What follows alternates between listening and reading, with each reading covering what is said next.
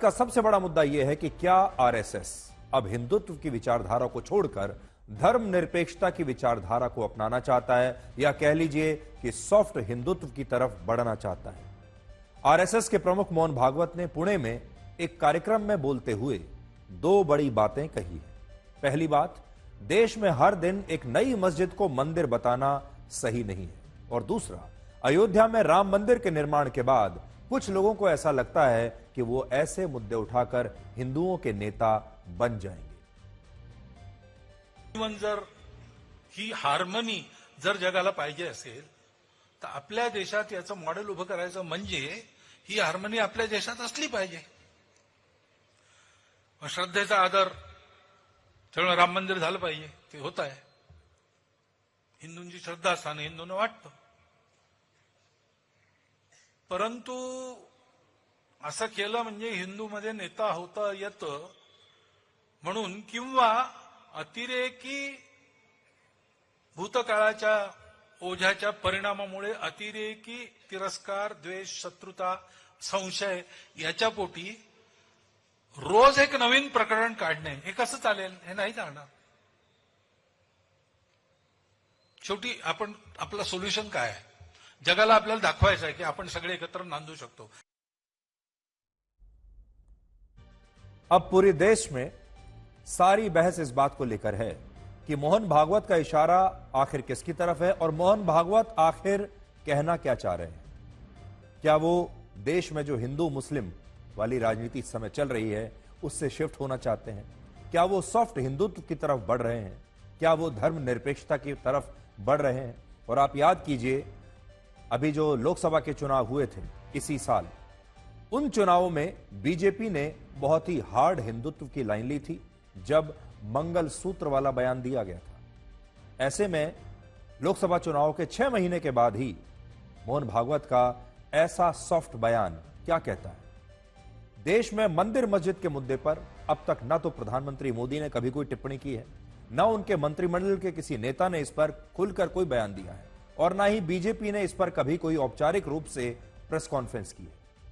BJP में योगी आदित्यनाथ अकेले ऐसे नेता हैं जिन्होंने पिछले 4 हफ्तों में संबल के मुद्दे पर या अलग अलग स्थानों पर जो मंदिर पाए जा रहे हैं, या जामा मस्जिद और मंदिर को लेकर जो विवाद हो रहे हैं, इस मुद्दे पर उन्होंने 16 बयान अभी तक दिए हैं, जिनमें उनका विधानसभा का भाषण भी शामिल है। लेकिन दूसरी तरफ हमारे देश में हिंदू संगठनों के कुछ नेता भी आ गए हैं जो अब नई नई मस्जिदों पर दावे करके उनके नीचे मंदिर होने की बात कह रहे हैं। और हो सकता है कि मोहन भागवत का इशारा ऐसे ही अलग अलग हिंदू संगठनों के नेताओं की तरफ हो जो अपने अपने शहर में, अपने अपने राज्य में लगातार ऐसी मस्जिदों की तलाश में रहते हैं जहां वो ये साबित कर सकें कि इस मस्जिद के नीचे भी मंदिर है। और आपने ये देखा होगा कि जब से संभल में ये मंदिर और मस्जिद वाला नया विवाद हुआ, उसके बाद से हर रोज आपको अखबारों में और न्यूज चैनल्स में लगातार ये खबरें पढ़ने को, देखने को मिल रही होंगी कि आज इस शहर में एक नया मंदिर मिला, आज इस शहर में एक नया मंदिर मिला, आज यहां भी एक ऐसी मस्जिद मिल गई जिसके नीचे मंदिर बना, मंदिर के अवशेष मिले हैं। और लगातार आपको हर रोज किसी न किसी शहर से, किसी न किसी स्थान से ऐसी खबरें लगातार पढ़ने और सुनने को मिल रही हैं। यानी एक नया सिलसिला शुरू हो गया। और उस इलाके में जो हिंदू संगठनों के नेता हैं वो वहां जाते हैं, उसके बाद मीडिया को लेकर जाते हैं, और फिर ये एक बड़ी खबर बन जाती है। क्या इसकी तरफ मोहन भागवत इशारा करना चाह रहे हैं? यहां एक और बड़ा सवाल यह भी है कि क्या अब संघ खुद को धर्मनिरपेक्ष दिखाना चाहता है? असल में यह नया नहीं है। संघ बहुत पहले से यह कहता आ रहा है कि हम तो पहले से ही धर्मनिरपेक्ष हैं, हम मुसलमानों के खिलाफ नहीं हैं। आप याद कीजिए, मोहन भागवत ने पिछले कुछ वर्षों में ऐसे कई बयान दिए हैं जो आरएसएस की मूल विचारधारा से अलग है। अक्टूबर 2019 में उन्होंने कहा था संघ हर धर्म के लोगों को संगठित करना चाहता है। जून 2022 में उन्होंने कहा था कि हर मस्जिद के नीचे मंदिर ढूंढना गलत है। सितंबर 2023 में भी उन्होंने कहा था कि संघ के लिए कोई पराया नहीं, और भारत जितना हिंदुओं का है उतना ही मुसलमानों का है। और अक्टूबर 2023 में भी उन्होंने कहा कि भारत 5000 वर्ष से एक धर्मनिरपेक्ष राष्ट्र है। और इसी साल जून 2024 में भी उन्होंने कहा था कि इस्लाम और ईसाई धर्म में बताई गई अच्छी बातों को भी खुले दिल से अपनाना चाहिए। इसलिए मोहन भागवत ने आज कोई नई बात नहीं की है, वो लगातार कई वर्षों से ये बात कहते आ रहे हैं। इसके अलावा सितंबर 2022 में मोहन भागवत दिल्ली की एक मस्जिद में गए थे, जहां मुस्लिम धर्मगुरुओं और विद्वानों से उनकी 1 घंटे तक मुलाकात हुई थी और उन्होंने मदरसों में पढ़ने वाले मुस्लिम छात्रों के साथ भी तब संवाद किया था। ये वो घटनाएं हैं और बयान हैं जो संघ की मूल विचारधारा से मेल नहीं खाते। अब देखिए संघ की जो मूल विचारधारा है वो क्या कहती है, वो भी मैं आपके लिए आज लेकर आया हूं।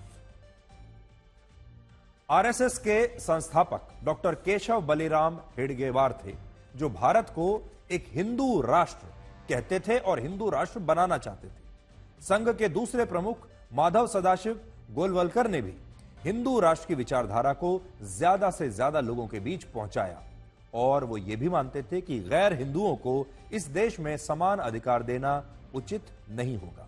लेकिन आज जब संघ अपने 100वें वर्ष में प्रवेश कर चुका है, तब संघ की प्रकृति अब बदलने लगी है और इसकी एक झलक मोहन भागवत के इन बयानों में आपको दिखाई देगी। अब देखिए, कभी किसी ने यह कल्पना की थी कि एक दिन ऐसा आएगा जब बीजेपी से भी ज्यादा कांग्रेस और समाजवादी पार्टी जैसे विपक्षी दलों के नेता आरएसएस प्रमुख मोहन भागवत के बयानों का समर्थन करेंगे, उनके साथ अपनी सहमति जताएंगे। लेकिन आज ऐसा ही हो रहा है। यह एक अभूतपूर्व घटना है जब उनके बयानों पर बीजेपी तो चुप बैठी है, लेकिन विपक्षी नेता आज मोहन भागवत की तारीफ कर रहे हैं, विपक्षी नेता आज उनके साथ खड़े हैं। देखिए, पहले हमें बहुत आश्चर्य हुआ कि उनकी तरफ से ऐसा बयान आया है, लेकिन कोई भी व्यक्ति अगर देश में आपसी भाईचारा बनाने की बात करेगा तो हम उसका स्वागत करते हैं, हम उनके बयान का स्वागत करते हैं। हालांकि ये भी कहना चाहूँगी कि ये सब शुरुआत उनकी तरफ से पहले हुई थी, लेकिन आज जिस तर्ज पे हमारा देश जा रहा है और जिस आग में झोंका जा रहा है, तो उसके लिए अगर ऐसी स्टेटमेंट आई है तो उसका हम स्वागत करते हैं और देर आए दुरुस्त आए, और घर का भूला भटका जब वापस आए तो उसे भूला नहीं कहते। वेलकम करता हूं उनके इस बयान को, जो उन्होंने कहा है कि बहुत ही सस्ते ढंग से अपने आप को किसी धर्म विशेष का नेता बन जाने के लिए, मशहूर हो जाने के लिए इस तरह के प्रयास गलत हैं, इसे स्वीकार नहीं किया जा सकता। मैं वेलकम करता हूं। जो सुझाव उन्होंने दिया है रचनात्मक सुझाव है, पर जो लोग उनसे विचारात्मक तौर से इत्तेफाक रखते हैं, ये राय उनको देनी चाहिए कि भाई वो संयम रखे, धैर्य रखे। बिल्कुल सहमत हूँ उससे इस विषय पर। उन्हें पहले भी कहा था कि सारे मस्जिद के नीचे अब शिवलिंग ढूंढने की खोजने की कोई जरूरत नहीं, और वो बिल्कुल ठीक ही कहा। इतिहास तो इतिहास है, बहुत कुछ हुआ है 500 साल पहले। अरे 21वीं शताब्दी में हमारे आज के जनता को क्यों तकलीफ दे दे इसके बुनियाद में। मेरे ख्याल में अभी हम भविष्य के बारे में सोचने का वक्त आया है, हमारे जवान भारतवासियों के बारे में सोचने का वक्त आया है, भारत के भविष्य के बारे में सोचने का वक्त आया है। यहां समझने वाली बात दो है। आप देखिए, अभी अभी आपने जिन पार्टियों के नेताओं को मोहन भागवत का समर्थन करते हुए देखा, अभी तो हमने आपको बहुत सारे नेताओं के बयान सुनवाए नहीं हैं, और भी बहुत सारे नेताओं के बयान हैं। समाजवादी पार्टी के और भी नेता हैं और रामगोपाल यादव हैं, उन्होंने भी समर्थन दिया है। ये वो पार्टियां हैं जो आरएसएस पर प्रतिबंध लगाने की समर्थक रही हैं, जो ये मांग करती आई हैं कि आरएसएस तो एक सांप्रदायिक संगठन है, इस पर पाबंदी लग जानी चाहिए, और वो लगातार पानी पी पी कर संघ की आलोचना करते थे। कुछ भी राजनीति में नई चीज होती थी, उनके खिलाफ तो कहते थे कि यह संघ का षड्यंत्र है, संघ इस देश को बांटना चाहता है। उन पार्टियों के नेता आज मोहन भागवत की तारीफ कर रहे हैं, यह देखिए कितनी बड़ी बात है।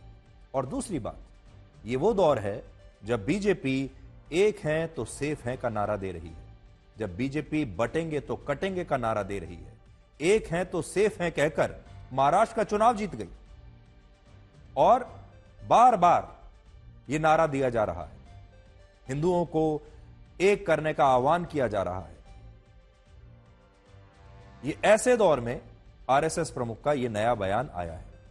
वर्ष 2002 में एक पुस्तक आई थी जिसका नाम था RSS is tryst with politics from Hedgewar to Sudarshan.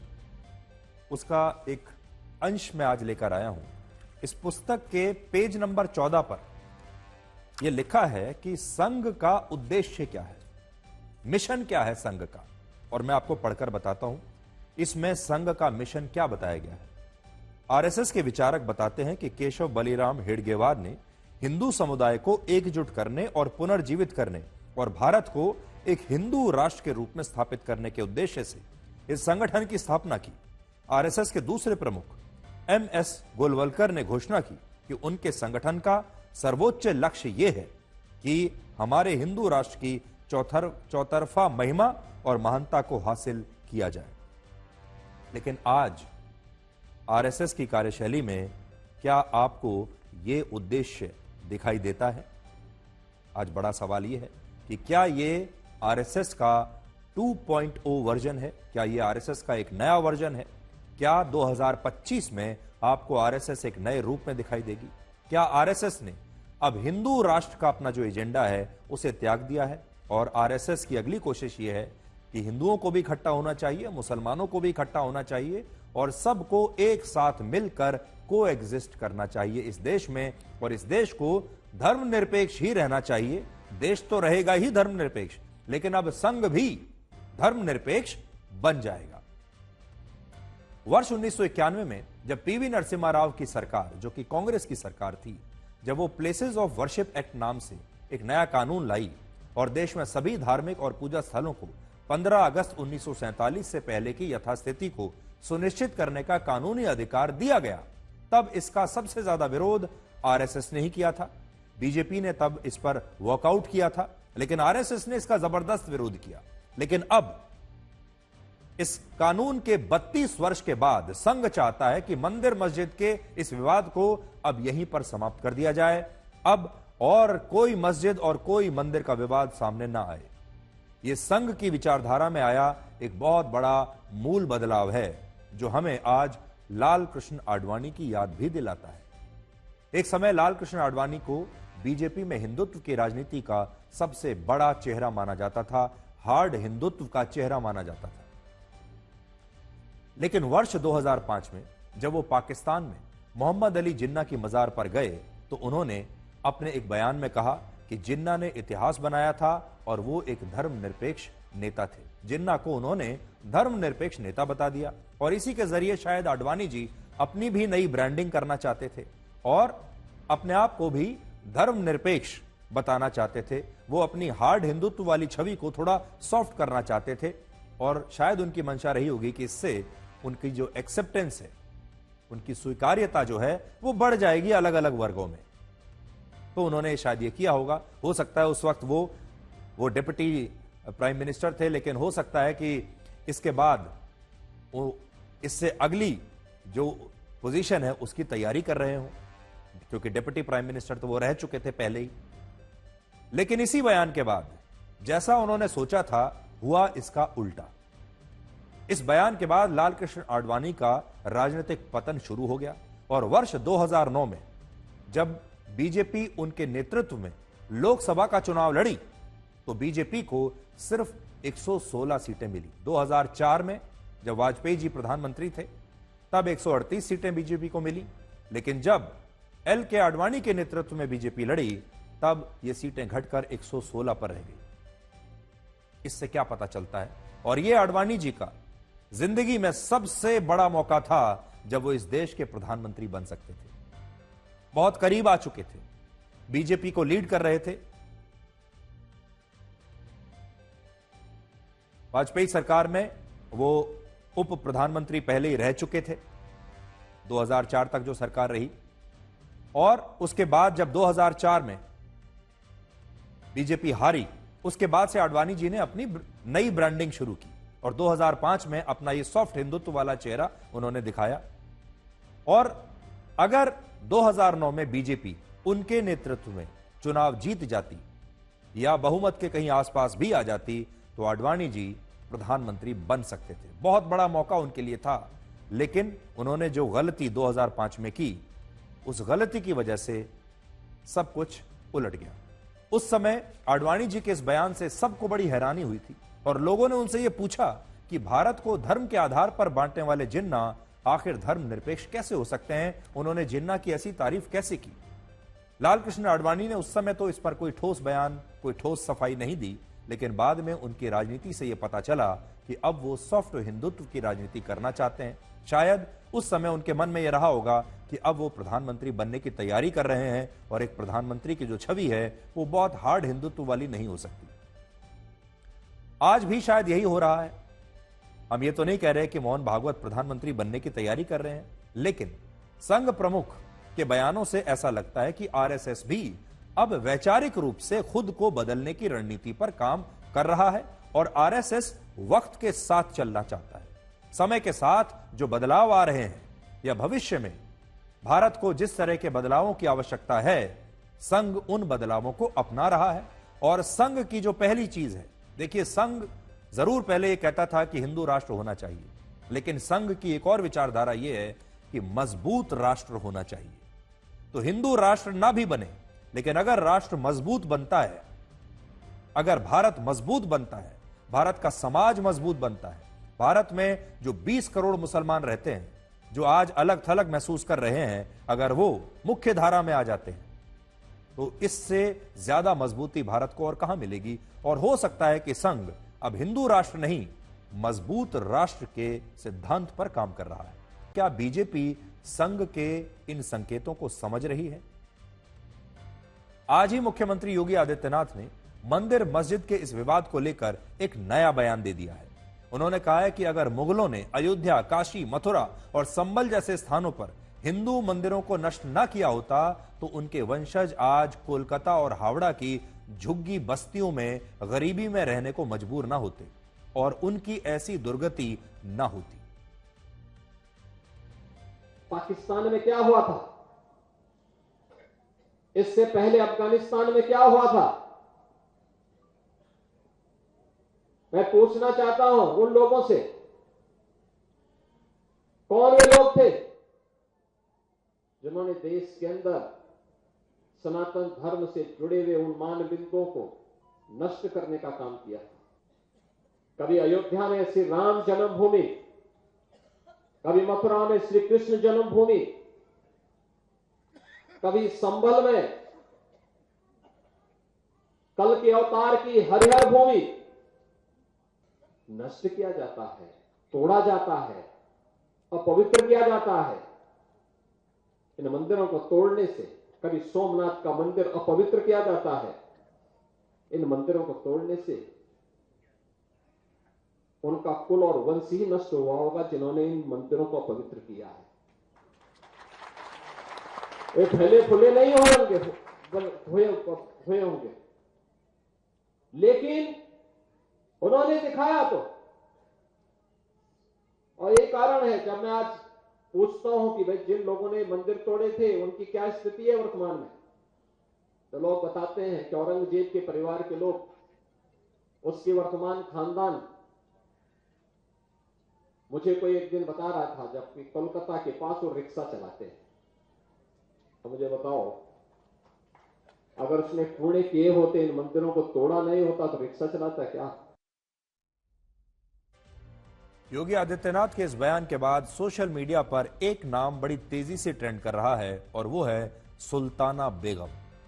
Sultana बेगम आखिरी मुगल बादशाह बहादुर शाह जफर की प्रपौत्र वधू है, जो अब कोलकाता के पास हावड़ा की एक झुग्गी बस्ती में बड़ी गुर्बत और गरीबी में अपने दिन आजकल बिता रही। और इसे आप समय का चक्र या समय का इंसाफ भी शायद कह सकते हैं। 17वीं शताब्दी में मुगलों के पास दुनिया में सबसे ज्यादा धन दौलत थी। आज के हिसाब से उस समय मुगलों के पास 1700 लाख करोड़ रुपए की धन दौलत थी, जो पूरे चीन की कुल जीडीपी के लगभग बराबर मानी जाती। मुगल शासक इतने अमीर थे कि वो अपने जन्मदिन यानी यौम पैदाइश पर खुद को सोने से तुलवाते थे और इस सोने को गरीबों में बांट दिया करते थे। आज ये एआई की मदद से हमने एक तस्वीर आपके लिए बनाई है कि आर्टिफिशियल इंटेलिजेंस, इसके बारे में अगर उससे कहा जाए कि उस जमाने की एक तस्वीर बनाए जब मुगल बादशाह अपने आप को सोने से तुलवाते थे अपने जन्मदिन पर और फिर इस सोने को बांट दिया करते थे, तो आर्टिफिशियल इंटेलिजेंस ने कुछ इस तरह की तस्वीर बनाई।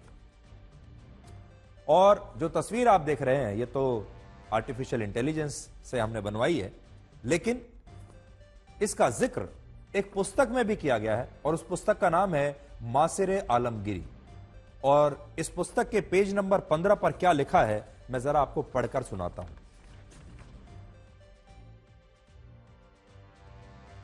इसमें लिखा है, मुगल सम्राट औरंगजेब को उनके 42वें यौम पैदाइश पर सोने से तोलने का समारोह हुआ और सम्राट के वजन के बराबर सोने को गरीबों के बीच बांट दिया गया और सभी आसपास के पुरुषों को कपड़े तोहफे में दिए गए।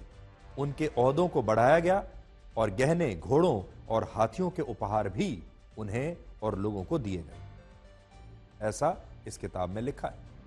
अब आप ये सोचिए, जो मुगल अपने जन्मदिन पर खुद को सोने से तुलवाया करते थे, उनके वंशज आज झुग्गी झोंपड़ी बस्तियों में इतनी गरीबी में अपने दिन बिता रहे हैं। आज हमने अपनी टीम को सुल्ताना बेगम के घर पर भेजा देखने के लिए कि योगी आदित्यनाथ जिनकी बात कर रहे हैं, आखिर वो कहां रहती हैं, वो कौन है। सुल्ताना बेगम कहती हैं कि वो दिल्ली के लाल किले की मालिक हैं और इस दावे को लेकर उन्होंने दिल्ली हाई कोर्ट में एक याचिका भी दायर की थी, क्योंकि ये लाल किला मुगल बादशाह बहादुर शाह जफर का था। इस नाते ये लाल किला उनका हुआ। उनका कहना है कि आखिरी मुगल बादशाह बहादुर शाह जफर के 22 बेटे और 32 बेटियां थी, जिनमें वो सबसे ज्यादा प्यार अपने बेटे जवां बख्त को करते थे। जो जवां बख्त उनके बड़े बेटे थे। जवां बख्त के बेटों में से एक का नाम जमशेद बख्त था और जमशेद बख्त के बेटे मिर्जा मोहम्मद बेदार बख्त की पत्नी ये सुल्ताना बेगम है, जो आजकल इस मकान में रह रही हैं, इतनी गरीबी में रह रही हैं। आज से कुछ वर्ष पहले पश्चिम बंगाल की मुख्यमंत्री ममता बनर्जी उनसे मिलने आई थी और उन्हें यह वादा किया था कि मुख्यमंत्री ममता बनर्जी उनकी हर संभव मदद करेंगी। लेकिन आज सुल्ताना बेगम को एक गिलास पानी पूछने वाला भी कोई नहीं है और उनकी स्थिति यह है कि उनका पूरा जीवन पीड़ा और दुखों से घिरा हुआ आज नजर आता है।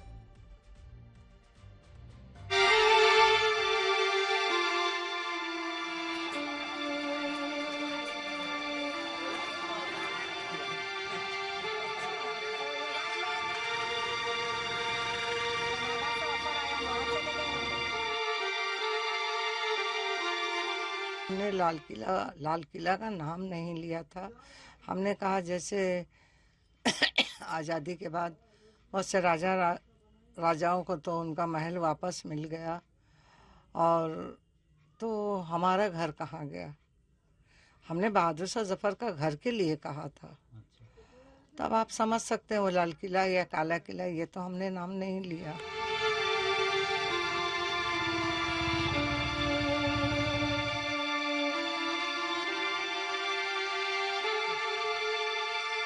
इसी घर में मजदूरी करके चूड़ी उड़ी बनाकर किसी सूरत से अपने बच्चे लोग का परवरिश किया। अभी भी आप चूड़ी बनाने का काम अब नहीं, अब नहीं सकते। ये यहाँ दर्द है, ये यहाँ गिर के यहाँ चोट लगा है और ज़्यादा चलते हैं तो पीठ में बहुत दर्द होता, दोनों पैरों में दर्द है।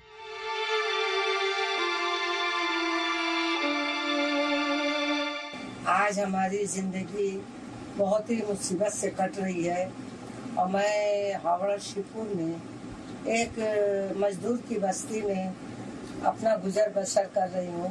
ऐसे मजदूर बस्ती में हूँ जहाँ के गंदगी भी है, बारिश में छत टपकता है, रात भर बैठकर गुजारते हैं बच्चों को लेकर। लेकिन मजबूरी ये है कि हमारा सर पे कोई साया नहीं है। जिस खानदान की बहू हूँ भूखी रह जाऊंगी, लेकिन किसी के आगे तो हाथ फैलाना नहीं है। इस कमरे में मैं रह रही हूँ, वो कब्र नुमा कमरा है, उसी में गुजर बसर कर रही हूँ। दिन खाती हूँ तो रात को सोचती हूँ, रात खाती हूँ तो सुबह का सोचती हूँ। पैसे की वजह से बच्चों को तालीम भी नहीं दे पाई और अभी इतना खस्ता हाल है कि हमारे पास एक भी पैसा नहीं। पैसा हो तो अपना इलाज करवाएं, खाने के लिए रोटी नहीं है। आप बताइए, हम खानदान को रुसवा करें मांग कर या फिर ऐसे ही जिंदगी बसर कर लें। और नहीं तो ऐसे तो बेकारी की जिंदगी, तो क्या बताएं। अलग अलग पार्टी के लोग आते हैं, हमारे साथ तस्वीर खिंचाते हैं।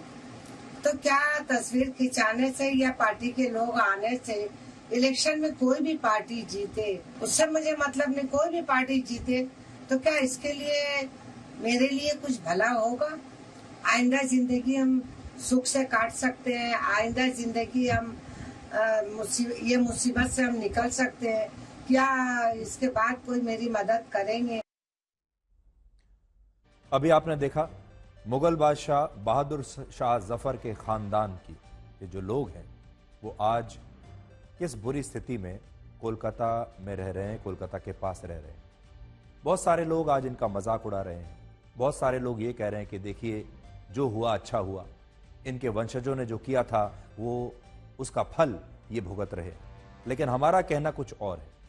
आज इनका मजाक उड़ाने का दिन नहीं। जो कुछ सैकड़ों वर्ष पहले हो चुका उसमें इनकी गलती नहीं है, और उस समय अगर कुछ गलत काम हुआ तो उसकी सजा इन्हें नहीं दी जा सकती। इसलिए हम ये कहना चाहेंगे कि इन्हें आपका मजाक नहीं, आपकी नफरत नहीं, आपकी दया की आवश्यकता है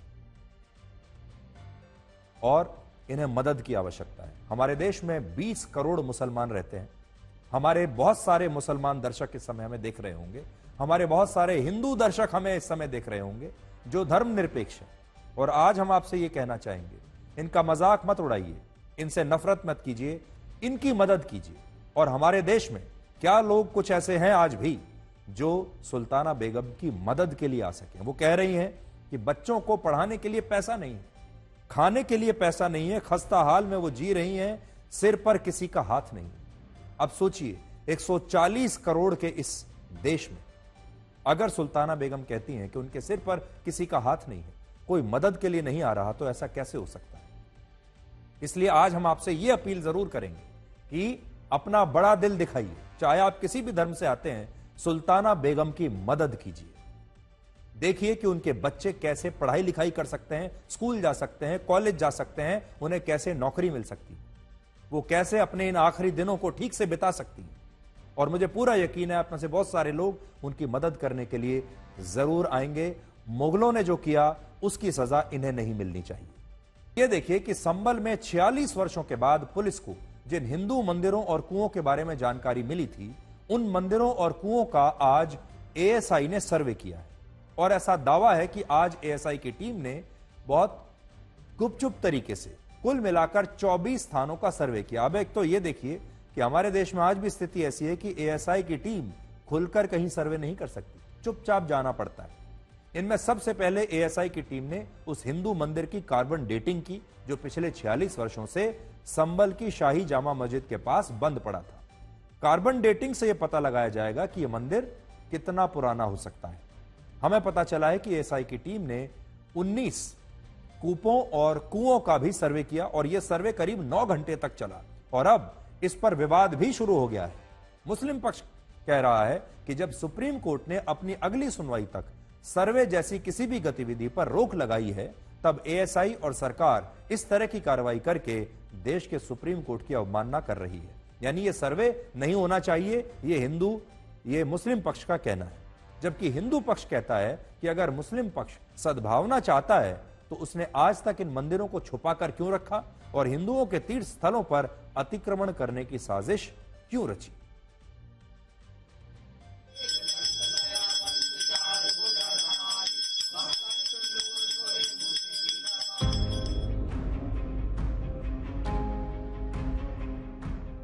उत्तर प्रदेश के संभल में जब 19 कूपों के जो है एएसआई सर्वे को लेकर जब संभल प्रशासन की तरफ से जो पत्र लिखा गया, तो आज इस वक्त जो एएसआई की टीम है वो भारी पुलिस बल के साथ जो संभल के जो कुएं हैं उस पर जो है कहीं ना कहीं जो क्या नाम है वो पूरी जांच करने के लिए पहुंची है। और इस वक्त जो टीम के अधिकारी हैं वो देखिए यहाँ पर देख सकते हैं कि देखिए ये वो एक्सक्लूसिव तस्वीरें हैं आज तक पर जो है जहाँ पर जो है टीम के द्वारा जो है ये सर्वे किया जा रहा है, ये पूरी कार्रवाई यहाँ पर जो की जा रही है। तो इसी तरह से संभल में जिस तरीके से इस पूरे मामले को गोपनीय जो है रखा गया है सुरक्षा कारणों से, और उसके बाद अब जो ये टीम है वो यहाँ पर पहुंची है। और देखिए यहाँ मैं आपको देखिए आगे दिखाने की कोशिश करूँ, देखिए यहाँ पर जो टीम के अधिकारी हैं, ASI की जो टीम के अधिकारी हैं वो यहाँ पर मौके पर मौजूद है और वो टीम अब यहाँ से निकल रही है। और इस पूरे जो ये दौरा था उसको कहीं ना कहीं जो है पूरी तरह से जो सुरक्षा कारणों से जो गोपनीय रखा गया और फिलहाल यहाँ पर भारी पुलिस बल की तैनाती की गई है। यहाँ पर आप देख सकते हैं, देखिए जो ASI के अधिकारी हैं वो अब यहाँ से सर्वे करने के बाद यहाँ से जो निकल चुके हैं। मोहन भागवत ने अपना बयान दे दिया, मुख्यमंत्री योगी आदित्यनाथ अपने बयान दे रहे हैं, लेकिन इन सब के बीच देश के अलग अलग मुस्लिम इलाकों में बंद पड़े मंदिरों के मिलने की एक बाढ़ सी आ गई है। अलीगढ़ के सराय रहमान इलाके में लोगों को एक ऐसा मंदिर मिला जिसमें प्राचीन शिवलिंग होने का दावा किया जा रहा है। उत्तर प्रदेश के एक और शहर बरेली में पुलिस को एक ऐसा हिंदू मंदिर मिला है जिस पर हिंदू पक्ष अतिक्रमण करने का आरोप लगा रहा है और हिंदू पक्ष का कहना है कि मुसलमानों ने इस मंदिर पर वर्ष 1905 से कब्जा करके रखा है और तभी से इस मंदिर में पूजा पाठ करने पर रोक लगी हुई है। आज ही कानपुर के भी कुछ मुस्लिम इलाकों में ऐसे मंदिर मिले हैं जो कई वर्षों से बंद पड़े थे और दावा है कि हिंदुओं के पलायन के बाद स्थानीय मुसलमानों ने इन मंदिरों पर कब्जा करके इन्हें बंद करा दिया। इन सारी घटनाओं में दो बातें बहुत महत्वपूर्ण हैं। पहली बात यह कि इत्तेफाक से ये सारे मंदिर उत्तर प्रदेश के ही अलग अलग जिलों में मिल रहे हैं, जबकि मुस्लिम आबादी हमारे देश के दूसरे राज्यों में भी रहती है। दूसरा, ये सारे मंदिर उन इलाकों में हैं जहां अब 100% मुस्लिम आबादी रहती है और इससे पता चलता है कि इन मंदिरों का निर्माण उस कालखंड में हुआ होगा जब यहां हिंदुओं की आबादी रहती थी, लेकिन हिंदुओं के पलायन के बाद ये मंदिर यहीं रह गए और इन पर ताले लगा दिए गए।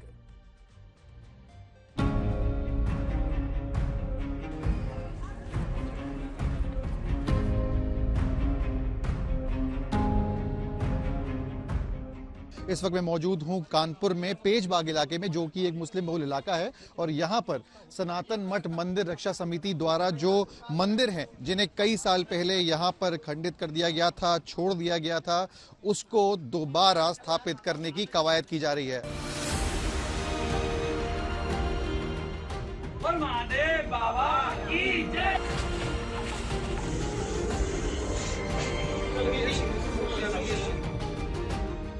हमारे पास क्षेत्र से किसी व्यक्ति का फोन पहुंचा था कि भैया यहाँ पर जो है एक हिंदू मंदिर है और जो है उसको दबा के रख रखा है, उसके ऊपर मट्टी भट्टी और कूड़ा फूड़ा डाल रखा है और कई वर्षों से वो बंद कर रखा है मंदिर को, उसमें कोई पूजा करने नहीं जाता है। इसलिए कि वहाँ पर जो है आबादी मुस्लिम क्षेत्र की आबादी है, अपने लोग नहीं जा पाते हैं, तो आप उसको देखो एक बार आकर। तो आज हम उसी चरण में यहाँ पर आए, देखा तो यहाँ जो है उस मंदिर की जो दुर्दशा हो रही है उसको देखकर मतलब ये समझो कि इतना व्याकुल हुए हैं कि पूछो मत। और उसके बाद आप जब यहाँ मंदिर को साफ सफाई की है तो शिवलिंग वगैरह जितनी मूर्ति हैं सारी खंडित पड़ी हुई हैं और केवल एक शिवलिंग है जो बची हुई है, उसको भी दबा रखा था, पूरा मट्टियों से भरा रखा था।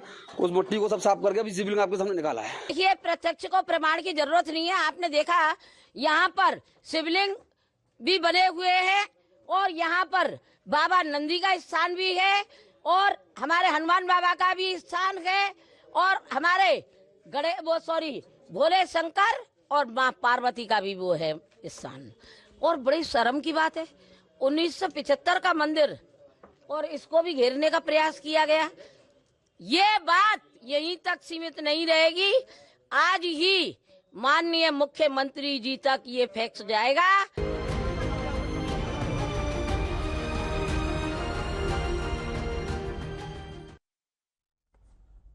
अब ये देखिए कि अलग अलग शहरों में अलग अलग स्थानों पर हिंदुओं के संगठन, हिंदुओं की समितियां अलग अलग जो हैं क्षेत्रीय स्तर पर जो काम करती हैं, वो लगातार एक एक मंदिर को अब निकाल कर ला रही हैं। और सोचिए, आज़ादी के बाद अब तक हमें कभी पता ही नहीं था कि ये सारे मंदिर यहाँ पर हैं और अचानक से पिछले एक महीने में एक के बाद एक मंदिरों की खोज हो रही है, जबकि ये मंदिर हमेशा से यही थे। जो लोग यहां आसपास रहते होंगे उन्हें तो शुरू से पता होगा कि उनके पड़ोस में एक इस तरह का मंदिर है, लेकिन खबरें अब बन रही हैं। आज हमारा सवाल यह है कि यह सिलसिला आखिर कहां जाकर रुकेगा। पहले संभल में मंदिर मिले, फिर काशी में मिले, कानपुर में मिले, बरेली में मिले, अलीगढ़ में मिले, अलग अलग शहरों में मिल रहे हैं। अजमेर शरीफ से लेकर काशी मथुरा तक मंदिर और मस्जिद का विवाद इस देश में अब लगातार एक विस्तार लेता जा रहा है और इसीलिए हमें लगता है कि मोहन भागवत जी ने जो आज कहा है वो बहुत महत्वपूर्ण है। कुल मिलाकर हमारे देश में आज भी 1800 स्थान कम से कम ऐसे हैं जहां पर मस्जिद और मंदिर का विवाद है। और अब जिस प्रकार से ये नए नए मंदिर इनकी खोज हो रही है, अगर इनको भी मिला लिया जाए तो अब हजारों स्थान ऐसे हो जाएंगे जहां मंदिर और मस्जिद का विवाद पैदा होगा। उस इलाके में, उस मोहल्ले में, स्थान में तनाव होगा, कोई थाने जाएगा, कोई अदालत जाएगा, उसके बाद उस जगह पर दोनों धर्मों के लोगों के बीच में तनाव पैदा होगा, दंगे होंगे और सोचिए पूरे भारत में यह आग फैल जाएगी। मोहन भागवत की यह बात सही है कि यह विवाद इसी तरह से जारी रहा तो देश में अलग अलग धर्मों के लिए सद्भाव के साथ रहना मुश्किल हो जाएगा। हमारे देश में अब तक 1800 स्थानों पर इस तरह के विवाद हैं। अगर यह संघर्ष ऐसे ही बढ़ता गया तो यह 1800 से बढ़कर यह संख्या 18,000 भी हो सकती है। और इसीलिए हमें लगता है कि इस पर अब एक अंकुश लगाना जरूरी है, जिसका जिक्र आज मोहन भागवत ने अपने बयान में किया है। हम कह नहीं सकते कि अंकुश अगर ये लग गया तो नेताओं को कितना सूट करेगा। हम कह नहीं सकते कि किस पार्टी को कितने वोट मिलेंगे, चुनावों पर इसका कितना असर पड़ेगा, ये कहना तो हमारे लिए बड़ा मुश्किल है। लेकिन अगर हमें हमारे समाज को मजबूत करना है, अगर इस देश को मजबूत करना है, अगर इस देश को अब अगले युग में प्रवेश करना है, तो फिर मजबूत राष्ट्र की बहुत आवश्यकता है। और मजबूत राष्ट्र एक धर्म के लोगों से कभी नहीं होगा। अब हम आपको एक नई तरह की राजनीति के बारे में बताएंगे, जिसे आप बैग वाली राजनीति भी कह सकते हैं। और इस राजनीति में वो पार्टी जीतेगी जिसके बैग में सबसे ज्यादा जनता को जोड़ने वाले मुद्दे होंगे। आपको याद होगा प्रियंका गांधी वाड्रा संसद में एक दिन फिलिस्तीन के समर्थन वाला बैग लेकर आई थी, दूसरे दिन बांग्लादेश में हिंदुओं के समर्थन वाला बैग लेकर आई और उन्होंने बैग वाली एक नई राजनीति शुरू की, नया स्टाइल राजनीति का शुरू किया, जिसमें यह बैग ही इन मुद्दों पर उनकी प्रतिक्रिया को व्यक्त कर रहा था। लेकिन आज बीजेपी ने भी अपने बैग से एक मुद्दा निकाला और वो मुद्दा है 1984 में सिखों के खिलाफ हुए दंगे का मुद्दा। आज ओडिशा से बीजेपी की एक सांसद जिनका नाम है अपराजिता सारंगी, वो एक बैग लेकर आई और इस बैग पर प्रतीकात्मक खून से 1984 लिखा गया था। और उन्होंने राहुल गांधी और प्रियंका गांधी वाड्रा को वर्ष 1984 के सिख विरोधी दंगों की याद दिलाई, जिसमें इंदिरा गांधी की हत्या के बाद 2000 से ज्यादा सिख मारे गए थे। और इन दंगों के बाद तत्कालीन प्रधानमंत्री राजीव गांधी ने एक बयान दिया था कि जब कोई बड़ा वृक्ष गिरता है तो धरती थोड़ी सी तो हिलती है। आज आपको राजीव गांधी का भी ये 40 साल पुराना बयान जरा सुनना चाहिए और यही कारण है कि आज बीजेपी की जो सांसद हैं वो 1984 लिखा हुआ ये बैग लेकर आई। प्रियंका वाड्रा जी माननीय सांसद विभिन्न तरह के बैग लेकर चलती हैं, तो आज मैंने सोचा कि उन्हें एक बैग गिफ्ट की जाए और हमने एक बैग उन्हें दिया। उन्होंने सप्रेम स्वीकार किया और उस बैग पे लिखा हुआ था 1984 के दंगे और खून के छींटे थे। उन्हें याद होना चाहिए कि उनके दल ने और उनके वरिष्ठ नेताओं ने क्या किया था 1984 में और किस तरह का दहशत पूरे देश में था और इसके पीछे कौन था। तो मैंने स्मरण के लिए उन्हें वो बैग सौंप दिया और उन्हें सहर स्वीकार किया और लिया भी। जब आपने बैग दिया तो कुछ बोली प्रियंका गांधी? कुछ नहीं बोली, वो देखी और बैग ले गई। और इस वक्त एक बड़ी खबर आपके लिए यह है कि संसद परिसर में धक्का मुक्की के मामले में राहुल गांधी के खिलाफ जो एफआईआर दर्ज हुई है और कांग्रेस ने बीजेपी के खिलाफ जो शिकायत दर्ज कराई है उसे दिल्ली क्राइम ब्रांच को सौंप दिया गया है। अब दिल्ली पुलिस की क्राइम ब्रांच इस पूरे मामले की जांच करेगी। अब हम आपको बताएंगे कि इस देश में आम आदमी की जान कितनी सस्ती है। हमारे देश में धर्म पर कितनी राजनीति होती है, जाति पर कितनी राजनीति होती है, पिछड़े वर्ग पर कितनी राजनीति होती है। आजकल डॉक्टर अंबेडकर पर राजनीति हो रही है ताकि पिछड़े वर्ग को, दलित वर्ग को एक आवाज मिल सके। हमारे देश के बड़े बड़े नेता, बड़ी बड़ी पार्टियां दलितों को अपने साथ जोड़ना चाहती हैं ताकि दलितों के वोट उन्हें मिल सके। और वो सोचते हैं कि दलितों को रिझाने का सबसे अच्छा मुद्दा यह है कि डॉक्टर अंबेडकर की तारीफ की जाए, डॉक्टर अंबेडकर के साथ फोटो खिंचवाई जाए, इसी से दलित खुश हो जाएंगे। और हमारे देश के नेताओं ने लोगों को अब अलग अलग धर्मों में, अलग अलग जातियों में, ओबीसी में, दलित वर्ग में बांट कर रखा है। आज जयपुर में एक बहुत बड़ी सड़क दुर्घटना हुई जिसमें 11 लोगों की मौत हो गई, पर आज कोई नहीं पूछ रहा कि ये 11 लोग किस जाति के थे, इसमें ओबीसी कितने हैं, दलित कितने हैं, इसमें किस धर्म के कितने लोग हैं। ये वो 11 लोग थे जिनकी जान बच सकती थी, ये जिंदा रह सकते थे, लेकिन इस देश की व्यवस्था ने इंफ्रास्ट्रक्चर के हथियार से इन लोगों को मौत के घाट उतार दिया और ये सारे लोग जलकर मर गए। सोचिए इन लोगों के परिवारों पर आज क्या बीत रही होगी, जो अब ये कह रहे हैं कि वो इन शवों का अंतिम संस्कार भी नहीं कर सकते क्योंकि ये सारे शव बहुत बुरी तरीके से झुलस चुके। अब ये देखिए कि ये घटना हुई कैसे और इसके लिए हमारी सरकारें और हमारा सिस्टम क्यों जिम्मेदार है और उसके हाथ इन लोगों के खून से कैसे सने हुए हैं। यह घटना उस नेशनल हाईवे पर हुई जो जयपुर को अजमेर से जोड़ता है। इस नेशनल हाईवे पर एक यू टर्न है जहां एलपीजी से भरा एक टैंकर आगे जा रहा था, लेकिन इस दौरान पीछे से आ रहे एक ट्रक ने इस टैंकर को टक्कर मारी और इस टक्कर के बाद इस टैंकर का जो नोजल होता है वो टूट गया। नोजल टूटने से इस टैंकर में भरी लिक्विड पेट्रोलियम गैस यानी एलपीजी हवा के साथ वातावरण में घुल गई और इसी के बाद एक जोरदार धमाका हुआ जिससे हवा में उड़ रहे कई पक्षी जलकर मर गए।